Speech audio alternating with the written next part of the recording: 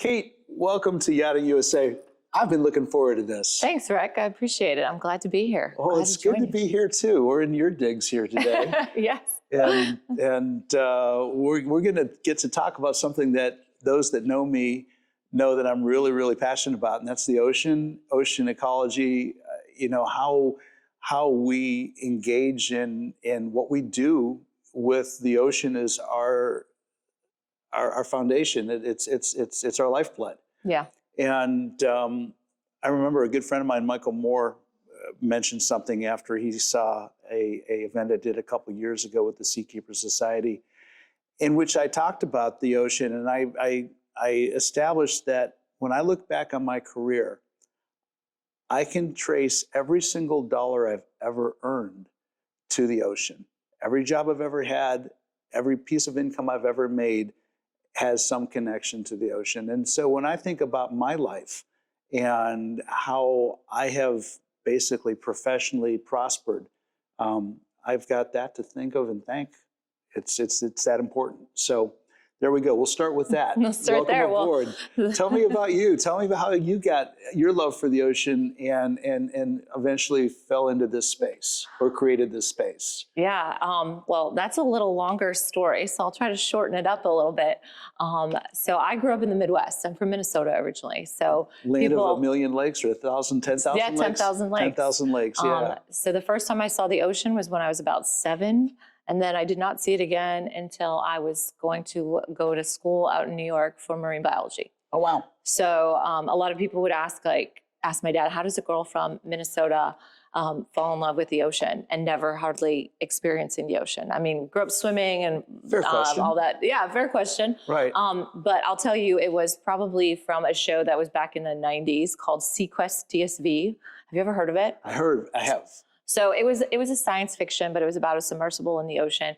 But the part that always got me was at the end of every episode was Dr. Robert Ballard. Yes. Would talk about the science concept that was behind that episode.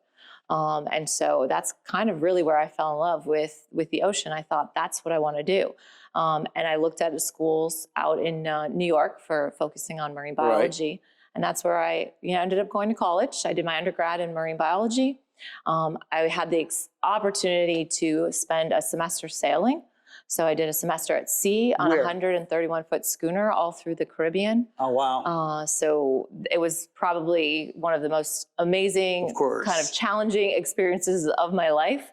But from then, I went and did an internship in Curacao and got my scuba certification. I remember my first dive, I was so worried that I wasn't going to like it. I was like, this is what I want to do. What if I get claustrophobic? What if I'm like, I'm not comfortable underwater, but I was hooked. I was going to go out on a limb and say it was like a light switch, wasn't it? Yeah. Click. It was the moment I was just, it was all over after that. Yeah. Yeah. I've that's, those that know me know that that's something that I've always been passionate about in my life. This 2025, I got certified in 1975. So I'm starting year number 50 as a diver. And I've had the pleasure, privilege, luxury of introducing so many people over my life to the ocean through diving. And it is one of those aha moments when all of a sudden you realize you're immersed in three-dimensional, incredible freedom, beauty. You see it all around you. You're immersed in it. I talk to people now talking about the health benefits of being in the ocean, and you are so naturally grounded to this earth when you're in the ocean like that. It's the best thing. It's a different world underwater. Like whatever is going on up at the surface is kind of separate, and you leave it back there, and you just kind of, you're right there next to all the fish and the coral, and it's just a different world. And guess what, Kate? Your cell phone's not ringing down there. Yeah, you cannot. If there is a moment where they have that opportunity, I don't think I'll be good with that. But I fell in love with the ocean, and I realized that was what I wanted to do. Love it. But I really thought I wanted to do research. Okay. I really thought that's where I was kind of going to go. All right. I did an internship in Hawaii doing coral bleaching research.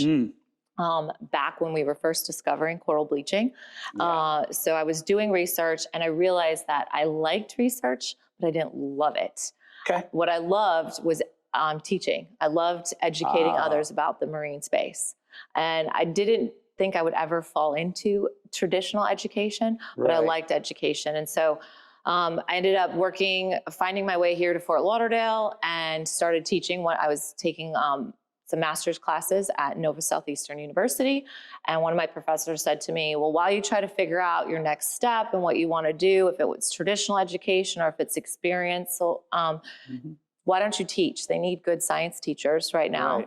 I found my way to New River Middle School, which is a marine magnet focused middle school. And then 17 years later, I was still there and kind of realizing that I was the magnet coordinator. I built up this new marine program, but I realized there was a gap. That there was a missing piece. I was telling my students that they could solve all of these challenges. Like, we have a lot of challenges. Yeah, we do. But if you look at them as problems and that we can't go through and solve them, then it's just going to kind of be defeating.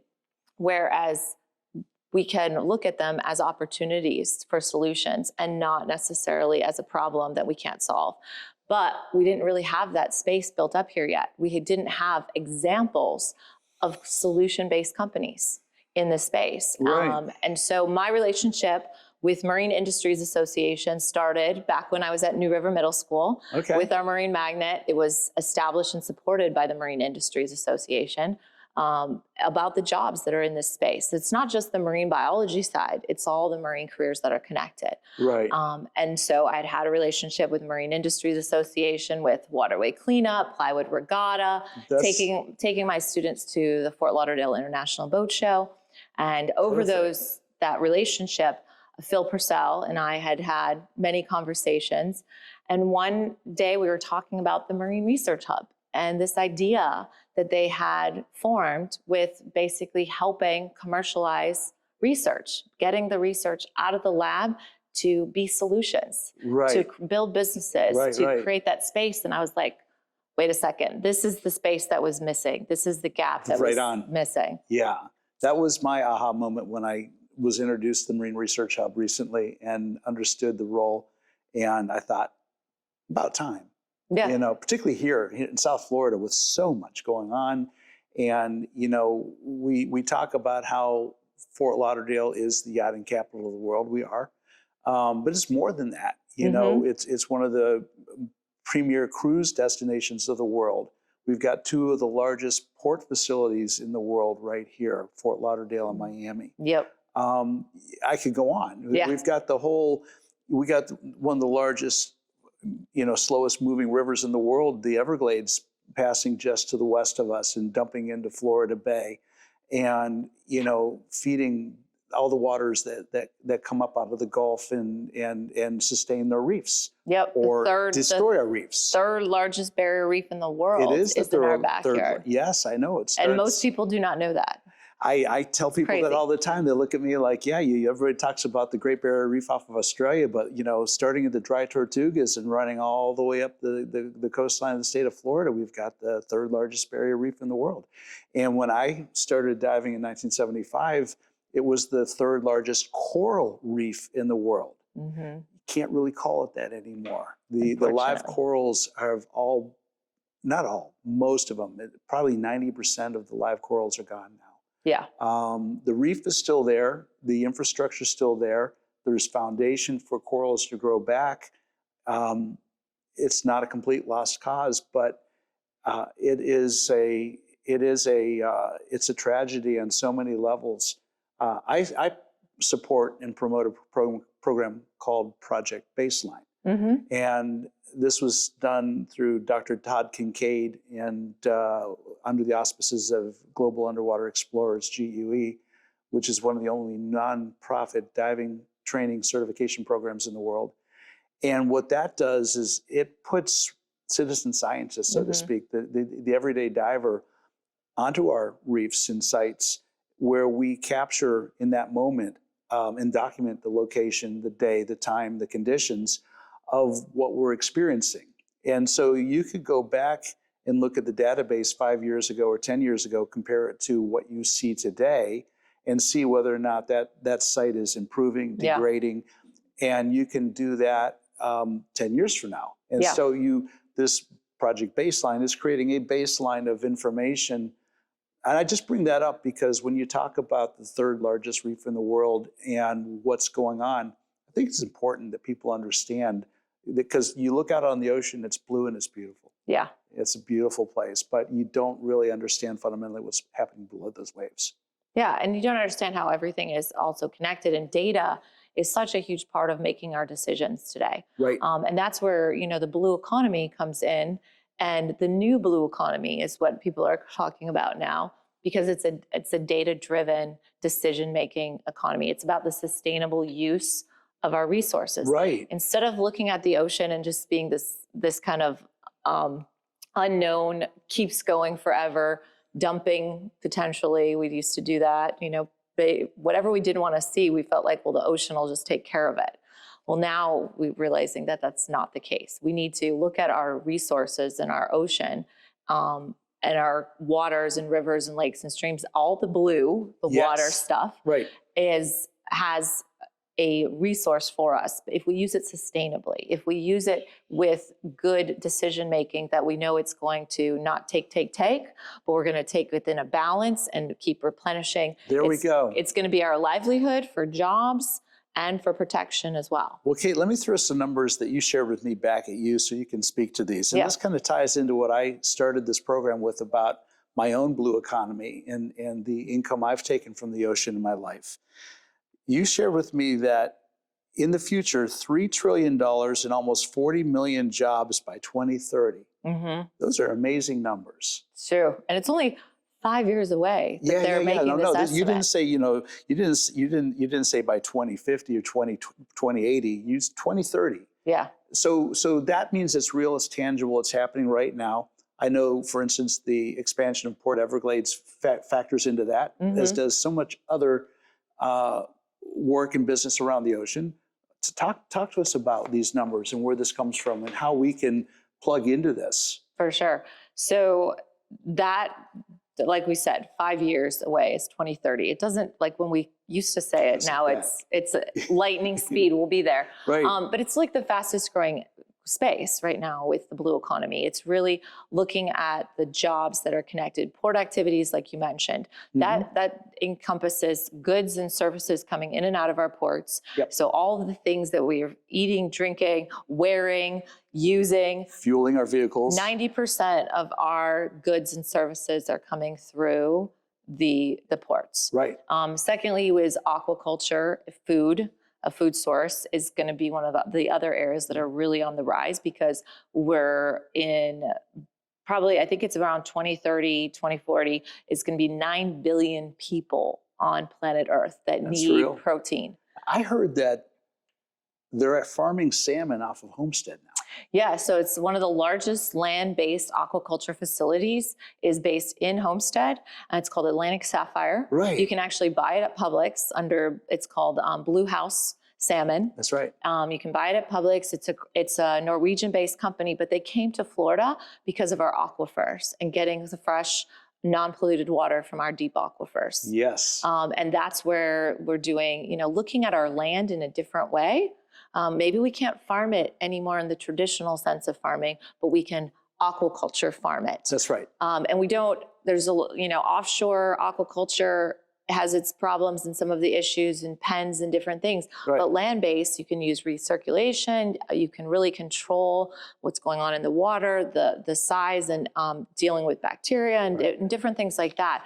And not only are they doing it down in Homestead with a company, Atlantic Sapphire, but there's a lot of universities who are utilizing their research capabilities to support companies like Atlantic Sapphire and others who are scaling up to meet that demand for food sources for us. I did some diving with some researchers out of the University of Miami a number of years ago, and they were doing that very thing. Yep. We're doing deep dives into some of the Florida aquifers, not just up in North Florida, but down here off of Fort Myers and Naples.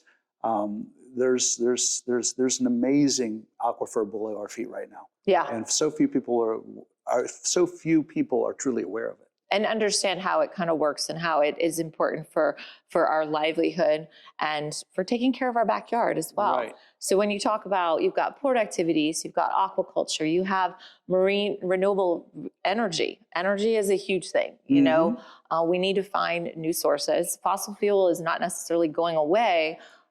It's just not possible. We can't just stop and turn off the button to it, but we have to start incorporating new solutions. And we've started with solar and EV and things like that, but the ocean has a lot of resources. I was going to say, Kate, I've seen some technology in some products that are being developed. There's some products out of the Netherlands I thought was pretty impressive, where you're actually capturing the energy of the ocean, the movement of waves and tides.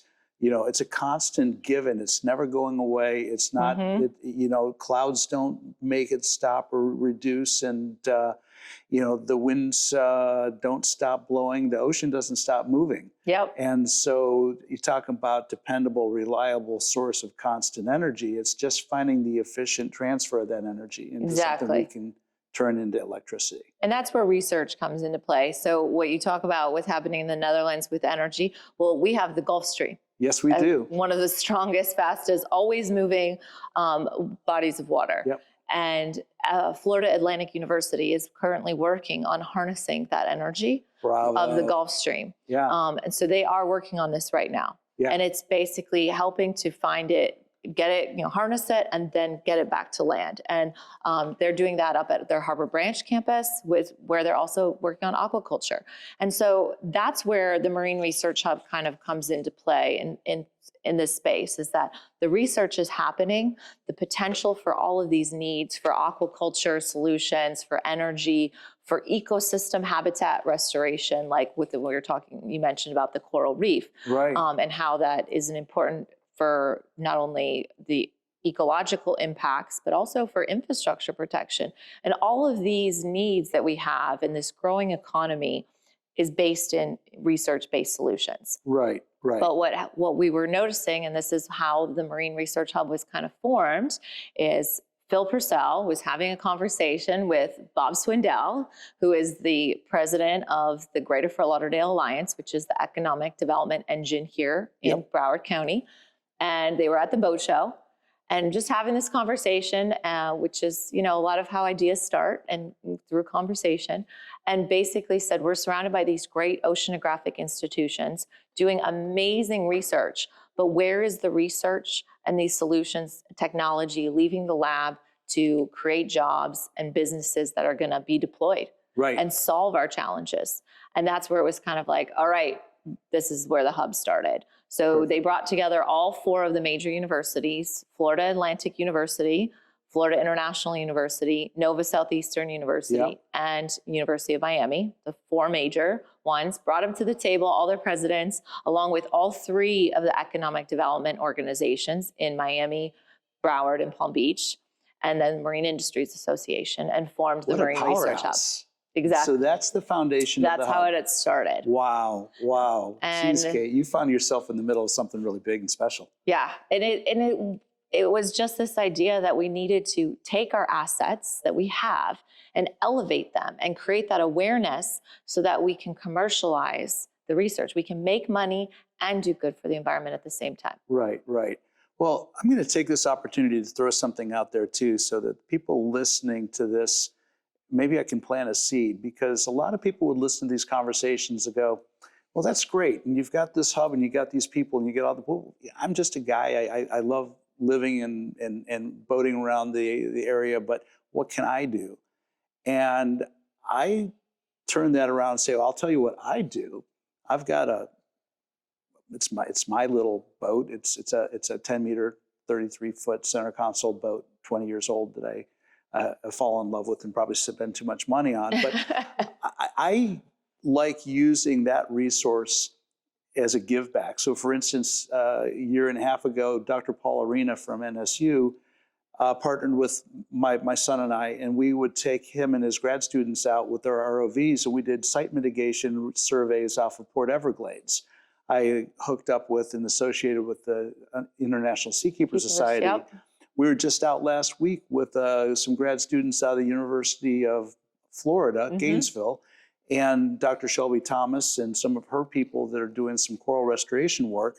we had 2 boats going. Yep. And we spent the day on the ocean, on this artificial reef site, surveying it, mapping it, and verifying its viability, the marine growth, what's happening. It's a site that was down for 2 years. It's Yep. in its infancy right now. But the point I'm trying to make is that by making your resources available to those who need the resources, that's an expense that is sometimes difficult for scientists and organizations to cover, just getting on the ocean.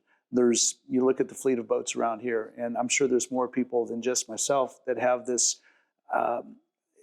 desire to give back a little bit or help. So just consider that. Yeah, and it's a great opportunity. If you can't, everyone has their way that they can get involved. You just have to find what works for you, because we're all connected to it. This is right.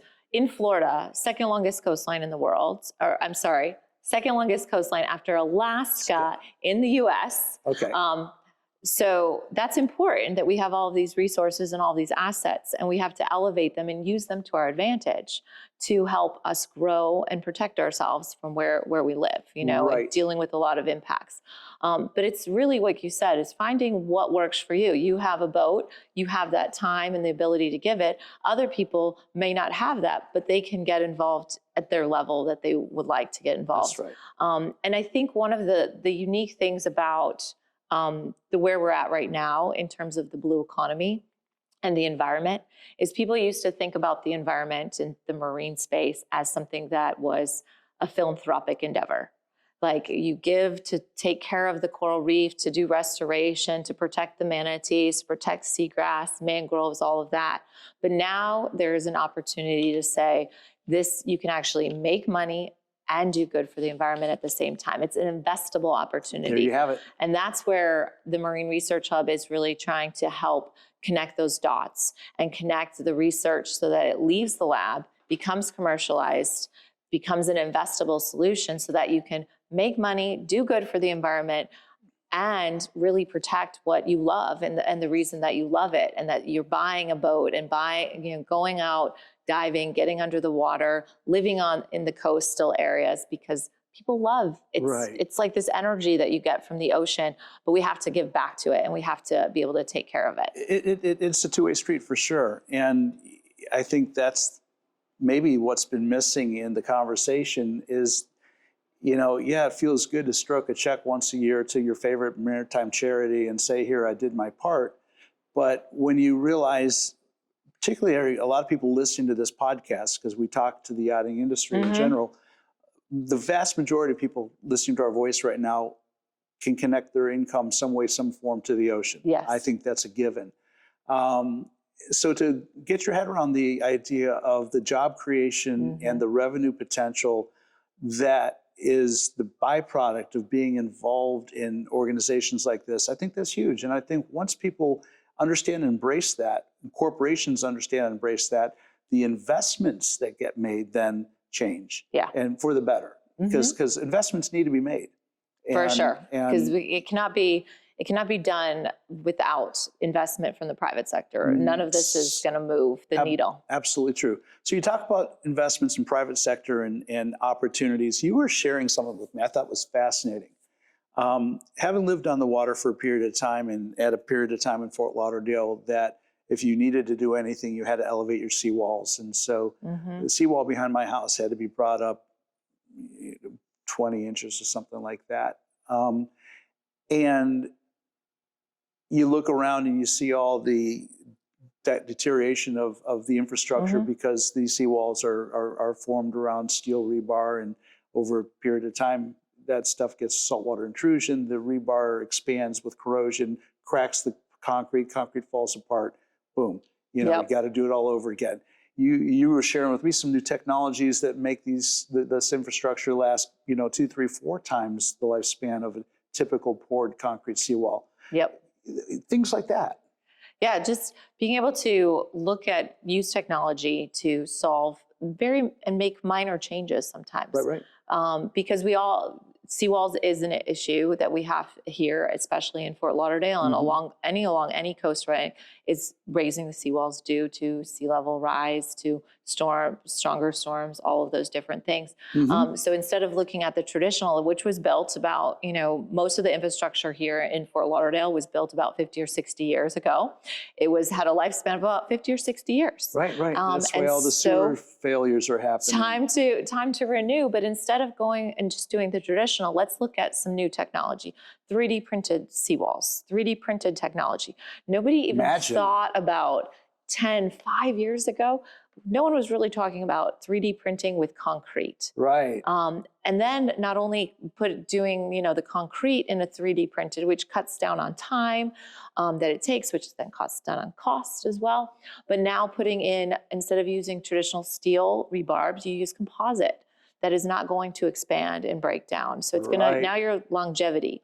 But when you do 3D printed, you can also create these cracks and crevices that are going to encourage marine life habitat. So you're going to encourage growth along this that's going to clean the water. What a beautiful segue, Kate, because I wanted to bring into the conversation in all these technologies, water quality and what we do to enhance the water quality that we're enjoying. Again, if you were here 50 years ago, you would have seen a lot of the water in our waterways was clear. It was a little bit like you see in the Bahamas, and we don't have that because of a lot of reasons. All these are potentially fixable, but something as basic as, for instance, the fact that oysters and mussels filter out so much of our water, and we've lost so many oyster beds and mussel farms, and then the seagrasses, what they do, whether it's for the nurseries they create or the filtration and the photosynthesis that they do that help. And so what you're just describing is, you're fixing two things at the same time. Yeah. You've created this new technology that enhances our waterfront properties and communities. And if I'm reading between the lines here, you're also now encouraging the oyster growth, the mussel growth, the seagrass growth, the things that we need to restore the quality of the waters that we're playing on. Yeah, so it's you're basically solving Did I get that right? two challenges. Okay. Yeah, because we're protecting our land-based infrastructure, which we have to. This is part of where we live. We want to live here, and we want longevity in our community. But we have to do certain things to protect us against stronger storms, climate impacts, sea level rise, heat, all of those things. Right. But we can do it in a thoughtful way with data and science and technology, but still at the same time protecting our greatest asset, which is our marine and coastal environments here. Like, that's our backyard. And we need good water quality, because if the water is murky, you're not going to get the sunlight through to the corals. You're not going to get the seagrass growth, the oysters, the fish for our food supply, all of that. It's all connected. Which is tourism, why people come from all over the world to come to our backyard. Yeah, why don't we pay full state income tax? Oh, that's right. The tourists come down here and pay for us. So we have to look at it, protecting all of this and doing it in a way that's going to make money and do good for the environment. And that's where the balance of the blue economy comes in, and elevating these solutions so that we're not using traditional methods anymore. We're modifying, we're adding onto it, and sequestering carbon is a huge thing. So even in this concrete, so we'll go back to the concrete for a second. Yeah. So there's companies that are doing the seawalls in new ways. There's a company in Miami called Kind Design that is doing the 3D printed seawalls with the more of like, it looks like a mangrove, so you've got that growth on it. Right. You've got a company in Pompano here called One Print that is doing the same with 3D printing, but they're working on offshore infrastructure as well, so that you can do the gray-green. So gray-green infrastructure is a new term that's kind of come out there, because we know that a well-formed coral reef or oyster bed reef is going to protect us against the waves. That's right. And wave inundation up to 80-90%. But if we don't have it, it's not going to protect us. So we know that most people understand that corals are very slow growing. They're slow growing organisms. So we can't basically expect our reefs to grow up overnight. And we need them to pretty much grow up overnight. So if we take a great infrastructure at the base and then put corals, oyster beds, mangroves on top of it, we're basically accelerating that growth with So the I think gray. I'm going to bring her name up again because I think her work is worthy of recognition. Dr. Shelby Thomas. She was showing me some coral restoration projects where she was creating these, they look like concrete foundations that have got little, you can attach to them. Yep, So you can coral walks and stuff. Yep. Yeah, I thought that was brilliant. Yep. I mean, so you set these however you want, where they need to be. You know, if you dive around here and you go on our reefs, they're wonderful, they're beautiful. Then all of a sudden you go into these deserts. You know, it's just sand. You know, it's just sand as far as you can see, till you get to the next reef line. And this is where I think some of this coral restoration and coral growth programs are being placed, where we were the other week doing the survey work, same thing. Not very deep, 40, 50 feet of water. But yeah, so you basically have a foundation that's not going anywhere. And then you can plant on it. And you just have to do it, you know, you have to understand the physics, you have to understand the ecology and the chemical, like it's all interconnected together. So you have to make sure that you have all of this, you know, science and technology and data to drive the decisions of where things are going to go. Because if there was a sandy area always there, this probably means that there's not going to be coral growing there. But if it was a sand covering coral, then you have maybe a better chance of something like that. As they do this coral research too, they're finding that certain corals are hardier in warmer waters or cooler waters.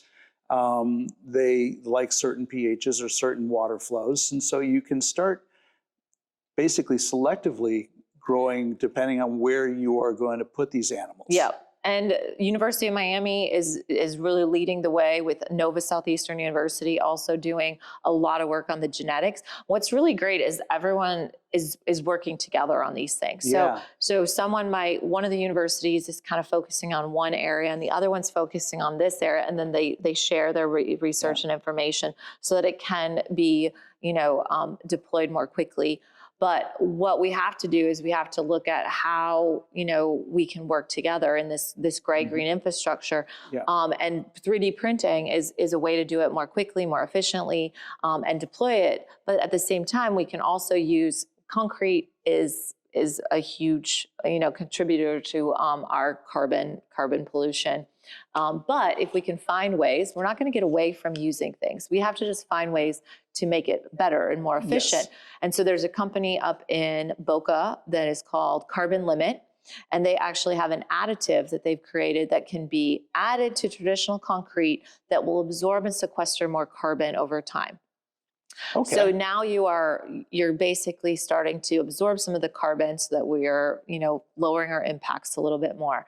They also have a new technology called Coolcrete, where that same additive can be put in. The concrete then will be lower in temperature. So when we talk about heat and this concrete jungle that we live in and how things are getting hotter and warmer, well, if you can basically lower the concrete temperature a little bit, it's going to create a better habitat and environment for humans, you know, for us and for animals as well. And adding more green infrastructure into our cityscapes and trying to, you know, create more opportunity for the nature solutions to kind of take over and be in synergy with what we're doing in our environment. So looking at concrete in a different way, looking at our structures in different ways, also looking at solutions like corrosion inhibitors and things that are going to make our products withstand a little bit longer. And back to like water quality. We were talking about, there's a company, you know, oysters can filter and do all of this to take care of our water quality. So if we create some habitat, but there's companies who are also trying to basically take products out of our water system.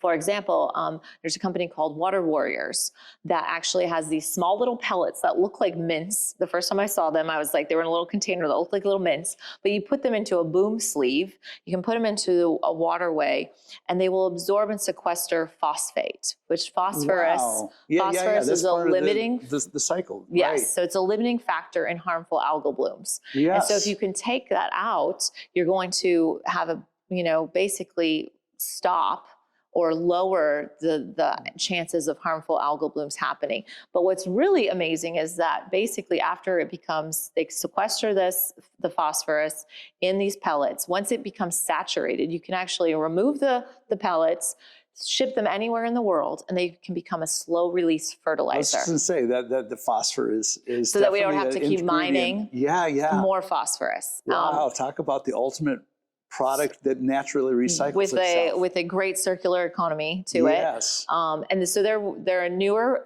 startup company in the space, but they have basically deployed the collection for phosphorus around the world. In Australia, they're doing a lot of work, but now they're testing out and proving the agriculture side of it. Well, we need that. We need that up on the Indian River right now with all the outflows from the Okeechobee. We need it down in Florida City and Homestead with all the outflows going into So they're actually doing a pilot in Miami right now. I have to follow up and hear how the pilot's going, but we've also made some connections with them up in some of the counties north, up closer to the Indian River for some potential pilots as well. The goal of the hub is we're not trying to reinvent the wheel. We're trying to help connect and elevate these solutions so the right people are hearing about them. You are the spokes in the wheel. Exactly. And it might be that a company might need investment, or they might need pilots. So they might need connecting with the counties or the municipalities, or an opportunity for grant or workforce.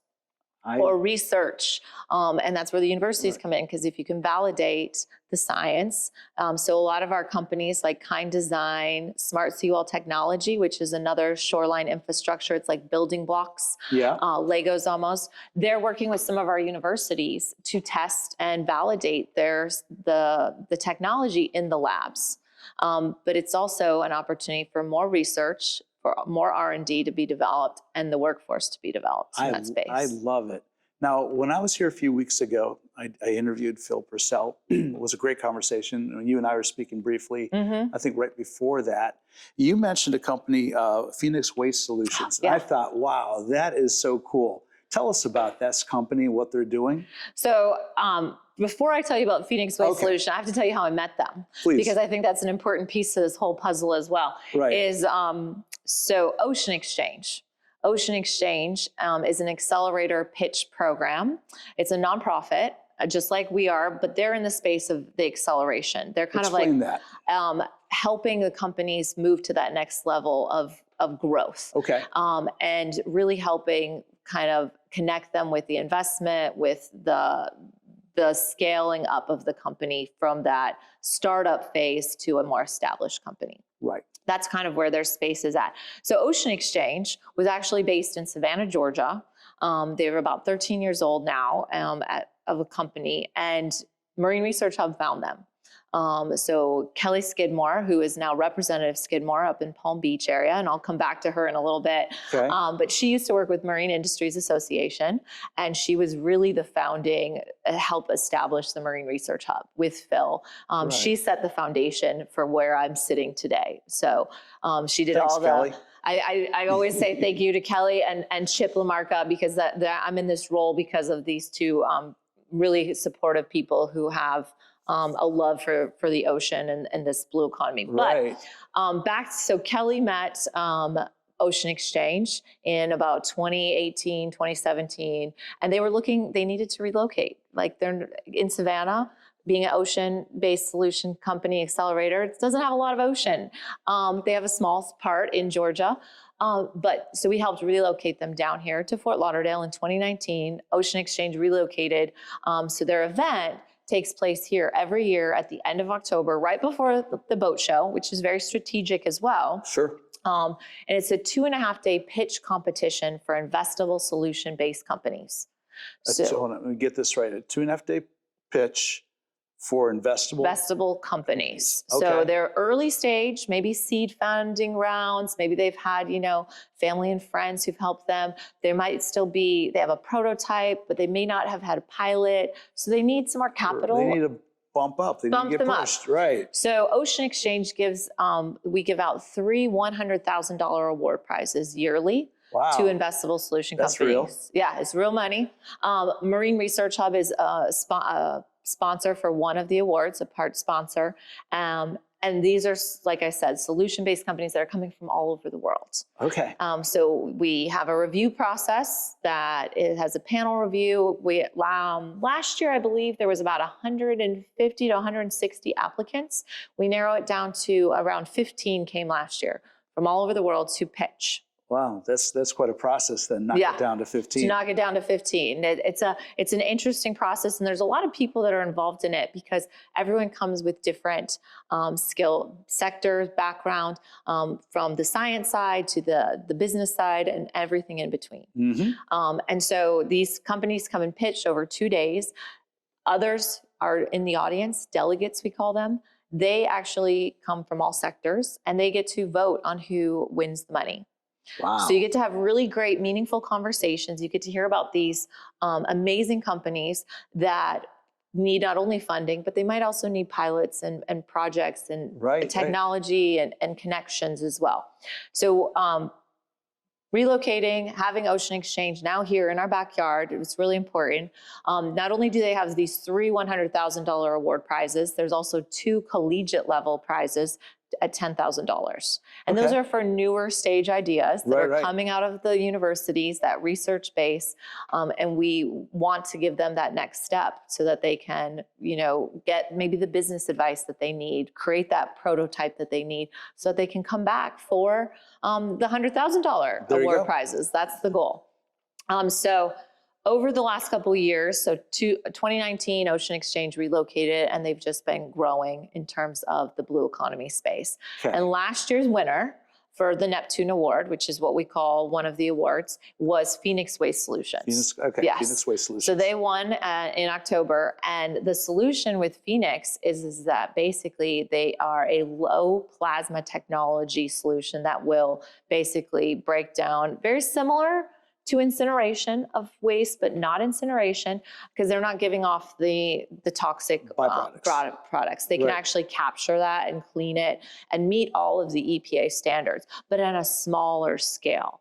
And so the smaller scale allows them to be basically deployed in areas where they don't have the infrastructure to deal with their waste. What you shared with me. I thought that was brilliant. So when Phoenix Waste, they're based in Louisiana, but when they started the concept of it is they were really looking at indigenous communities like in Alaska, but the Caribbean and the islands and the coastal environments are also at need for these solutions. Oh yeah, where are you going to build a Mount Trashmore on some of these Caribbean islands? They don't have the real estate for it.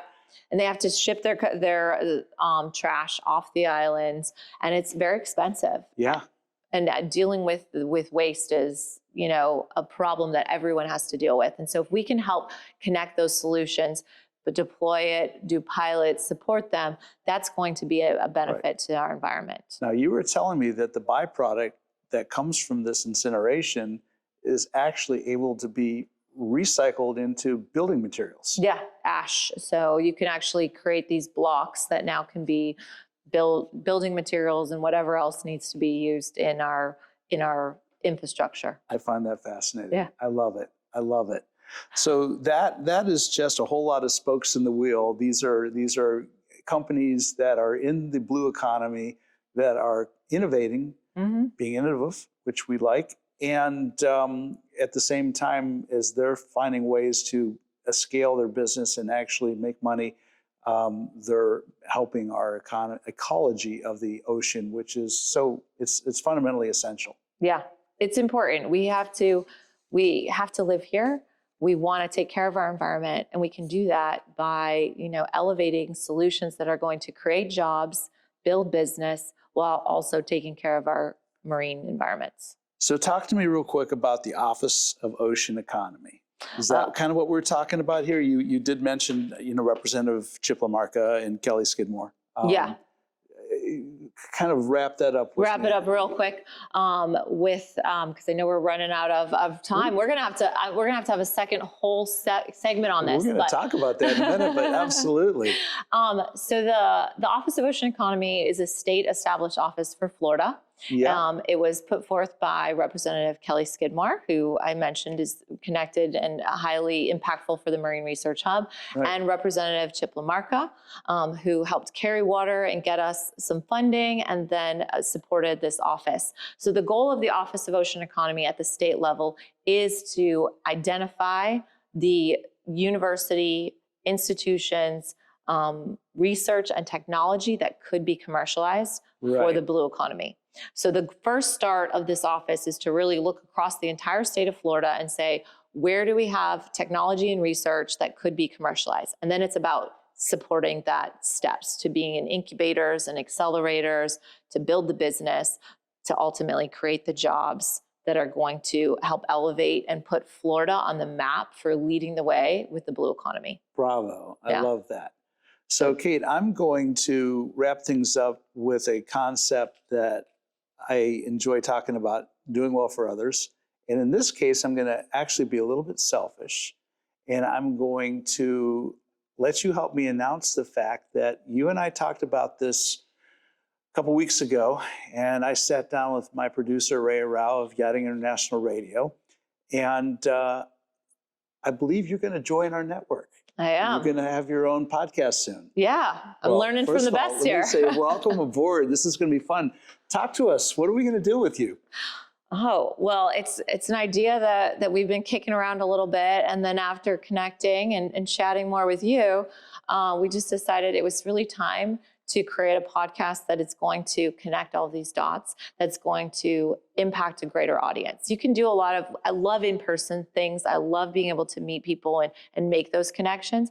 But if we can connect people virtually as well, and really raise the awareness of these companies that we've been talking about, and many more companies I didn't even get to, but also the needs of the community, from the yachting community needs and their infrastructure and being more sustainable and innovative, to the counties and the municipalities and the people who need these connections. So we're really kind of looking at it as a big picture of how do we protect the oceans from, some of the most inspiring people who've been doing it for many years, down to the chief resilience officer right here in our backyard, to the yachting community and how they are putting more data sensors in to help, with the exhaust systems so that they are more environmentally friendly. That's right. And really kind of elevating all of those solutions and the people that are connecting the dots.